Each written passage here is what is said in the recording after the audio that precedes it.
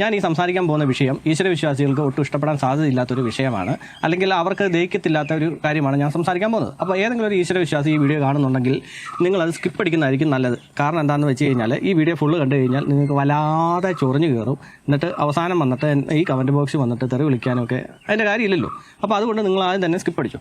അപ്പോൾ ഞാൻ സംസാരിക്കാൻ പോകുന്ന വിഷയം എന്ന് പറഞ്ഞു കഴിഞ്ഞാൽ ഈശ്വരൻ എന്ന് പറഞ്ഞ് വിശ്വസിക്കുന്ന കുറേ ആൾക്കാരുണ്ടല്ലോ. പള്ളിയിൽ പോകുന്നവരുണ്ട്, അമ്പലത്തിൽ പോകുന്നുണ്ട്, പിന്നെ കൃപാസന മാതാവെന്ന് പറഞ്ഞ് ആ വഴി പോകുന്ന കുറേ ആൾക്കാരൊക്കെ ഉണ്ട്. അപ്പോൾ നമുക്ക് സൗരയൂഥത്തിൽ നിന്ന് തുടങ്ങാം. സൗരയൂഥത്തിൽ എന്തുമാത്രം ഗ്രഹങ്ങൾ.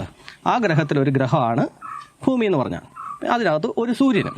അപ്പോൾ ഈ സൂര്യനെ ചുറ്റി കോനാകായിരം ഗ്രഹങ്ങൾ കറങ്ങുന്ന കൂട്ടത്തിൽ നമ്മുടെ ഭൂമിയും കറങ്ങുന്നു. ഇനി നമുക്ക് ഭൂമി എടുക്കാം. നമ്മൾ ഭൂമിയിലാണല്ലോ ഉള്ളത്. അപ്പോൾ ഈ ഭൂമി എടുത്തു കഴിഞ്ഞാൽ തന്നെ ഈ ഭൂമിക്കകത്ത് തന്നെ ഒരു 71% വെള്ളമാണേ, കര എന്ന് പറഞ്ഞാൽ ബാക്കി. അപ്പോൾ 71% വെള്ളത്തിൻ്റെ കൂട്ടത്തിൽ കുറച്ച് ഭാഗം കര. ഈ കരയ്ക്കകത്ത് തന്നെ ഒരു 7 ഭൂഖണ്ഡങ്ങൾ. ഏത് ഭൂഖണ്ഡങ്ങൾ എന്ന് പറഞ്ഞു കഴിഞ്ഞാൽ മറന്നു പോയിട്ടുണ്ട്, എന്നാലും ഒന്ന് ആലോചിച്ച് നോക്കട്ടെ. ഏഷ്യ, ആഫ്രിക്ക, വടക്കേ അമേരിക്ക, തെക്കേ അമേരിക്ക, അന്റാർട്ടിക്ക, യൂറോപ്പ്, ഓസ്ട്രേലിയ. കറക്റ്റല്ലേ?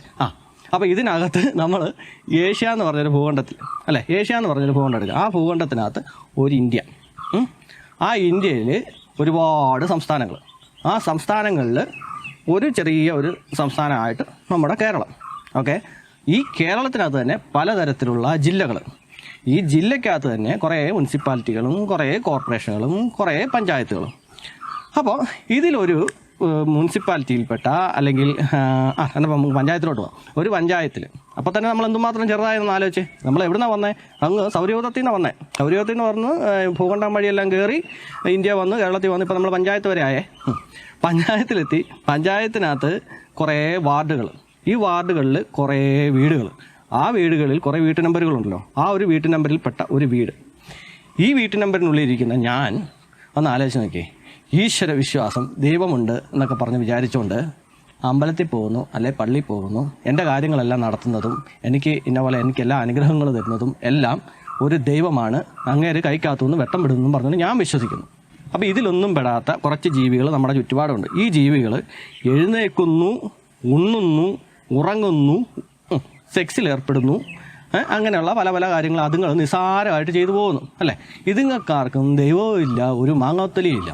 ഇനി നമ്മൾ വളരെ പരിപാവനമായിട്ട് കരുതുന്ന ക്ഷേത്രങ്ങളും പള്ളികളും അങ്ങനെയുള്ള കുറേ ആരാധനാലയങ്ങളുണ്ടല്ലോ. ഇത് മനുഷ്യന് മാത്രമാണ് ബാധകം. അതായത് അവിടെ ശുചിത്വവും വൃത്തിയും അങ്ങനെയുള്ള കാര്യങ്ങളും അല്ല. ചില സ്ഥലങ്ങളിലൊന്നും തൊടാൻ പോലും പറ്റുമല്ലോ. പക്ഷേ ഇവിടെ ഈ പറഞ്ഞ ചെറിയ ചെറിയ ജീവികളൊക്കെ എന്തെല്ലാം കാര്യങ്ങൾ ചെയ്യുന്നത്. അവരപ്പിടുന്നുണ്ട്, ഇച്ചി മുള്ളുന്നുണ്ട്, അവർ ഈ പറഞ്ഞ പോലെ സെക്സിൽ ഏർപ്പെടുന്നുണ്ട്.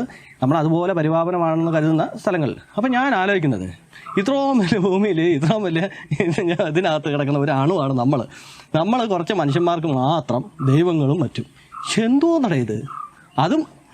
ഇതും പോരാഞ്ഞിട്ട് ഈ ദൈവങ്ങൾക്ക് വേണ്ടിയിട്ട് ഒരാവശ്യവും ഇല്ലാതെ അങ്ങോട്ടും ഇങ്ങോട്ടും തമ്മിത്തല്ലുകയും എൻ്റെ കമൻറ്റ് ബോക്സിൽ വന്ന് തെറിവിളിയും മറ്റും, പിന്നെ രാഷ്ട്രീയക്കാർക്ക് വേണ്ടിയിട്ട് തമ്മിത്തല്ലും. അതിനിടയ്ക്ക് ഒരു മോഹൻലാൽ, ഒരു മമ്മൂട്ടി. എന്നാലേ ഒന്ന് ആലോചിക്കുക. നമ്മൾ എന്നാ ഉണ്ട്, നമ്മൾ ഇവിടുന്ന് ഒന്ന് ജസ്റ്റ് ഒന്ന് പൊങ്ങി ഒരു 2-3 നില കെട്ടിടത്തിൻ്റെ മേലോട്ട് കയറി നിന്ന് നോക്കുമ്പോൾ തന്നെ നമ്മളെ കാണത്തില്ല, അത്രയ്ക്കേ ഉള്ളൂ. അപ്പോൾ ഒരു ഫ്ലൈറ്റിലൊക്കെ കയറി പൊങ്ങി നിന്ന് കഴിയുമ്പോഴത്തേക്ക് എന്നായിരിക്കും കാണുന്നത്? പോയവർക്ക് അറിയാമായിരിക്കുമല്ലോ. അപ്പോൾ ഒന്ന് ആലോചിക്കുക, നമ്മൾ ഫ്ലൈറ്റിലിരിക്കുമ്പോൾ ഇതിൻ്റെ അടിയിൽ കൊലപാതകങ്ങൾ നടന്നുകൊണ്ടിരിക്കുക ഭൂമിയിൽ. എന്തിനോ ആർക്കോ വേണ്ടിയിട്ട്, ജാതിയുടെയും മതത്തിൻ്റെയും പേര്. അതിനിടയ്ക്ക് കുറേ പേര് പറഞ്ഞ പോലെ ദൈവവിശ്വാസം എന്നും പറഞ്ഞ് അവിടെ പോയിട്ട് ഊന്നും പറഞ്ഞിരിക്കുന്നു. ഒന്ന് ആലോചിക്കുക, എന്നാ അല്ലേ? അയ്യയ്യേ, വിശ്വാസം കാര്യങ്ങളൊക്കെ വേണം. ഞാൻ ഇതിനെ മൊത്തത്തിൽ തള്ളിക്കളയുന്നൊന്നുമില്ല. പക്ഷേ ഇങ്ങനെ ആലോചിക്കുമ്പോഴേ എത്രയോ ജീവജാലങ്ങളുണ്ടോ ഇവിടെ, എത്രയോ. ഒന്ന് ആലോചിക്കുക, ഇത് നമ്മൾ മാത്രം ആണ് ഇത് ഉള്ളതെന്ന്. നമ്മുടെ ഈ ചിന്താഗതി വളരെ ചുരുങ്ങിയിരിക്കുന്നുള്ളൊരു പ്രശ്നമാണ്. പണ്ടത്തെ കാലത്ത് പിന്നെ പോട്ടെന്ന് വെക്കാം. നമ്മളിപ്പോൾ ഈ ഒരു പഞ്ചായത്ത് കുറച്ച് ഏരിയ മാത്രം നമുക്ക് അറിയത്തുള്ളൂ. പിന്നെ കാളവണ്ടി വന്ന്, പിന്നെ വാഹനങ്ങൾ വന്ന്, ഒരുപാട് യാത്രാ മാർഗ്ഗങ്ങളൊക്കെ ആയി കഴിഞ്ഞപ്പോഴത്തേക്ക് ലോകം വേറെ ഉണ്ടെന്നൊക്കെ മനസ്സിലായി. അതിനുശേഷം ഇൻ്റർനെറ്റും സൗകര്യങ്ങളൊക്കെ വന്നു കഴിഞ്ഞപ്പോൾ നമുക്ക് അവിടെ ഇരിക്കണം. ഇതെല്ലാം ശാസ്ത്രം കണ്ടുപിടിക്കണം കേട്ടോ, അത് വേറെ കാര്യങ്ങൾ.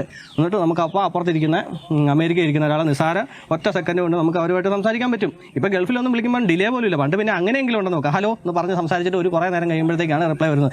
ഇപ്പോൾ അതുപോലും ഇല്ല, അത്രയും ഫാസ്റ്റ് ആൻഡ് ഫ്യൂറിയസ് ആയി. അപ്പോൾ ഈ ലോകം എത്ര വിശാലമാണെന്ന് നമുക്ക് ഇൻ്റർനെറ്റ് വഴിയെല്ലാം നമുക്ക് മനസ്സിലാക്കാൻ സാധിക്കുന്നുള്ളൂ. ഈ കാലഘട്ടത്തിൽ ഇരുന്നിട്ടും നമ്മൾ ഇങ്ങനെയൊക്കെ ചിന്തിക്കുക. വേറെ കാര്യമുണ്ട്, ശാസ്ത്രം കണ്ടുപിടിച്ച് ഈ സാധനങ്ങളൊക്കെ ഉപയോഗിച്ചാണ് ചിലർ മറ്റേ ഉടമ്പടിയോ അങ്ങനെയുള്ള കുറേ സാധനങ്ങളൊക്കെ എടുക്കുന്നത്. അത് മറ്റൊരു തമാശ. എന്നാ ശിവൻ്റെയോ അല്ലെങ്കിൽ യേശുവിൻ്റെയോ ആരെങ്കിലുമൊക്കെ ഫോട്ടോ ഇട്ടിട്ട് ഫേസ്ബുക്കിലിടും. ഈ ഫോട്ടോ ലൈക്ക് ചെയ്ത് ഷെയർ ചെയ്ത് കഴിഞ്ഞാൽ നിങ്ങൾക്ക് നല്ല ഗുണം വരും, ഇല്ലെങ്കിൽ നിങ്ങളുടെ കാര്യം തീരുമാനമാവും. പണ്ട് നമ്മൾ ഈ കത്ത് എഴുതി പോയല്ലായിരുന്നോ? കുറേ എണ്ണം ഈ വഴി കിടന്നിട്ട് വായിച്ചു പോയി പണ്ടാറങ്ങാൻ ഇനി ഇതിൻ്റെ ഒരു 10 കോപ്പി ഉണ്ടാക്കണമല്ലോ. അതിപ്പം ഇത് ഇൻ്റർനെറ്റ് യുഗം ആയപ്പോഴത്തേക്കും ഇൻ്റർനെറ്റ് വഴിയായെന്ന് മാത്രം. അപ്പോൾ ഒന്ന് ആലോചിച്ച് നോക്കിയേ എന്തൊക്കെ ഇവിടെ കാണിച്ചു കൂട്ടും. നമ്മൾ എന്നെ കൊണ്ട് ഒരു നിസ്സാരം ഒരു അണുവിൻ്റെ അത്ര ഉള്ളൂ. ഇവിടെ കിടന്നാണ് ഈ വഴക്കും വക്കാണവും അതിനിടയ്ക്ക് എനിക്കറിയാൻ പറ്റും എന്തൊക്കെയാണ് കാണിച്ചു കൂട്ടുന്നത്. നീ ഇപ്പം എന്താ കാണിക്കുന്നത് ചോദിച്ചു കഴിഞ്ഞാൽ ഞാൻ ഈ കണ്ട ജീവജാലങ്ങളെല്ലാം ശ്രദ്ധിക്കുന്നത് മറ്റും ഉള്ളതുകൊണ്ടാണ് എനിക്ക് ഇങ്ങനെ ചിന്തിക്കാൻ സാധിക്കുന്നത്. പിന്നെ അതുപോലെ തന്നെ ഞാൻ ഈ പറഞ്ഞ ശാസ്ത്ര സാങ്കേതിക വിദ്യ അങ്ങനെയുള്ള കാര്യത്തിലാണ് എനിക്ക് കൂടുതലും വിശ്വാസം. അപ്പോൾ അതിനെ ഞാൻ ഉപയോഗിക്കുന്നു. മനസ്സിലായി? ഇപ്പോൾ നിങ്ങളുമായിട്ട് സംസാരിക്കുന്നു. അല്ലാതെ കണ്ട് ഈ ദൈവവിശ്വാസം എന്നും പറഞ്ഞുകൊണ്ട് അതിനകത്തോട്ട് മാത്രം പോയി കുത്തിയിരുന്നു കഴിഞ്ഞാൽ വല്ല കാര്യം നടക്കുമോ? പിന്നെ ഈ ദൈവവിശ്വാസം എന്ന് പറഞ്ഞാൽ ഇല്ലാതെ കുറേ ആൾക്കാർ ഈ ശാസ്ത്രത്തിൻ്റെ സാങ്കേതിക വിദ്യയുടെ പുറകെ പോയത് കൊണ്ടാണ് നമുക്ക് ഈ മൊബൈൽ ഫോൺ പോലുള്ള സാധനങ്ങളൊക്കെ കയ്യിലിരിക്കുന്നത്.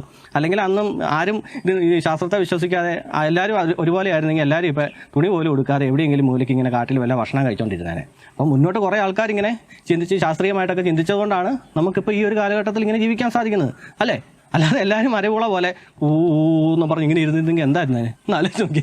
പിന്നെ ചില ആൾക്കാർ പറയാൻ സാധ്യതയുള്ളൊരു കാര്യമാണ് ശാസ്ത്രജ്ഞന്മാർ റോക്കറ്റ് മേളോട്ട് വിടുമ്പോൾ പോലും അവർ പൂജ ചെയ്യാറുണ്ടല്ലോ. അപ്പോൾ ഇത്ര അറിവും വിവരമുള്ള ആൾക്കാർ അങ്ങനെ ചെയ്യുന്നുണ്ടെങ്കിൽ അതിനകത്ത് എന്തെങ്കിലും ഒരു കാരണം ഇല്ലേ എന്ന് ചിലപ്പോൾ ചോദിക്കും. അതിന് കാര്യം എന്താണെന്ന് വെച്ച് കഴിഞ്ഞാൽ അതായത് ഉത്തമ ഇപ്പോൾ ഇവർ എന്ന് പറഞ്ഞു കഴിഞ്ഞാൽ ശരിക്കും പറഞ്ഞാൽ ഇവർ നിരീശ്വരവാദികളും യുക്തിചിന്തയുള്ള ആൾക്കാരുമാണ്. അതായത് ദൈവം ഇപ്പോൾ ചില ആൾക്കാരോട് ചോദിക്കുമല്ലോ എങ്ങനെയാണ് ഭൂമി ഉണ്ടായത്, എങ്ങനെയാണ് നമ്മളുണ്ടായതെന്നൊക്കെ ചോദിക്കുമ്പോൾ ചില തന്തമാരെന്നുള്ളവരും പറയും മക്കളെ അതെല്ലാം ദൈവം ഉണ്ടാക്കിയതാണെന്ന് പറഞ്ഞാൽ അവരുടെ പ്രശ്നം അത് തീരും. എന്നാൽ ദൈവത്തിൻ്റെ അപ്പുറത്തേക്ക് ചിന്തിച്ചുകൊണ്ടാണ് അവരൊക്കെ ശാസ്ത്രജ്ഞന്മാരായത്. മനസ്സിലായോ? അതായത് ഇതിനപ്പുറത്തെ പുതിയ എന്തെങ്കിലും കണ്ടുപിടിച്ച് ഇപ്പോൾ ഐസക് ന്യൂട്ടനാണെന്ന് പറഞ്ഞാൽ പലരൊക്കെ ആണെന്ന് പറഞ്ഞാൽ ഇങ്ങനെയൊക്കെ ഈശ്വരവിശ്വാസി എന്നുള്ള ലെവലിൽ നിൽക്കുന്നുണ്ട്. പക്ഷേ എന്നിരുന്നാലും അവർ ശരിക്കും യുക്തിവാദികളാണ്. അവരും ഇതുപോലെ ഈശ്വരനിൽ മാത്രം ഇങ്ങനെ നിന്നിരുന്നെങ്കിൽ അവന് അപ്പുറത്തോട്ട് അവർ ചിന്തിക്കത്തില്ല. അവൻ ആ പുസ്തകത്തിൽ എഴുതി വെച്ച് അതവിടെ വിഴുങ്ങിക്കൊണ്ടിരിക്കും. ഇപ്പോൾ ചന്ദ്രനെ പിളർത്തിയെന്നോ അല്ലെങ്കിൽ കടലിൻ്റെ മുകളിൽ ഇങ്ങനെ നടന്നെന്നോ അങ്ങനെയുള്ള കാര്യങ്ങളൊക്കെ വിശ്വസിച്ചുകൊണ്ട് അവിടെ ഇരുന്നെങ്കിൽ അത്രയല്ലേ ഉള്ളൂ. അതിനപ്പുറത്തോട്ട് എന്നാലേ അത് അങ്ങനെ ഉണ്ടോ, ഇതിനപ്പുറത്ത് എന്തെങ്കിലും ഉണ്ടോ, ഭൂമി വരുന്നതാന്ന് പറഞ്ഞാൽ അങ്ങനെയാണെങ്കിൽ അതൊന്ന് കണ്ടുപിടിച്ചിട്ട് അപ്പോൾ അവൻ അവിടെ വിശ്വാസി അല്ലാതാവുക. അവൻ്റെ പുസ്തകത്തിനകത്ത് എഴുതി വെച്ചിരിക്കുന്ന പരന്നെന്നാ. അതിനപ്പുറത്തോട്ട് അവൻ ചിന്തിക്കുന്നതിൻ്റെ കാരണം എന്നാ? അവൻ ഇതിനകത്ത് വിശ്വാസം ഇല്ലാത്തതുകൊണ്ട്. അപ്പോൾ ഈ ശാസ്ത്രജ്ഞന്മാരൊക്കെ ആണെന്ന് പറഞ്ഞാലും പുതിയ പുതിയ കാര്യങ്ങൾ കണ്ടുപിടിക്കുന്നത് എന്തിനാ? അവർ യുക്തിപരമായിട്ട് പല കാര്യങ്ങളും ചിന്തിക്കുന്നുണ്ട്. പിന്നെ ചിലർക്ക് ചില പ്രശ്നങ്ങളൊക്കെ ഉണ്ട്. ഓപ്പണായിട്ട് ഇന്ന പോലെ ഞാൻ ഈശ്വരവിശ്വാസി അല്ല എന്ന് പറയാനായിട്ട് ഒരു പേടിയും ഭയമുണ്ട് ചിലർക്ക്. അത് മറ്റൊന്നുമല്ല, വിശ്വാസികളാണല്ലോ ഇവിടെ കൂടുതലും. ഇപ്പം ഞാനാണെന്ന് പറഞ്ഞാൽ എനിക്ക് കൃത്യമായിട്ട് അറിയാം, ഞാൻ എവിടെയെങ്കിലും ഉരുണ്ട് വീണ് കഴിഞ്ഞാൽ ഉടനെ അത് ദൈവം തന്നതാണ്, ദൈവത്തിൻ്റെ ശിക്ഷയാണെന്ന് പറയുന്ന ആൾക്കാരായിരിക്കും കൂടുതൽ. അപ്പോൾ അങ്ങനെ ഒരു ഭയം ഉള്ളതുകൊണ്ടാണ് പലരും ഓപ്പണായിട്ട് പറയാൻ മടിക്കുന്നത്. അതല്ലേ? അപ്പോൾ ഈശ്വരവിശ്വാസികൾ ഇത് മൊത്തം കേട്ടിട്ടുണ്ടെന്നുണ്ടെങ്കിൽ എന്നാൽ കമൻറ്റ് എഴുതല്ല. അപ്പോൾ എന്നെ ചെയ്യാനായിട്ടാ കേൾക്കരുത് ഞാൻ ആദ്യമേ പറഞ്ഞതല്ലേ.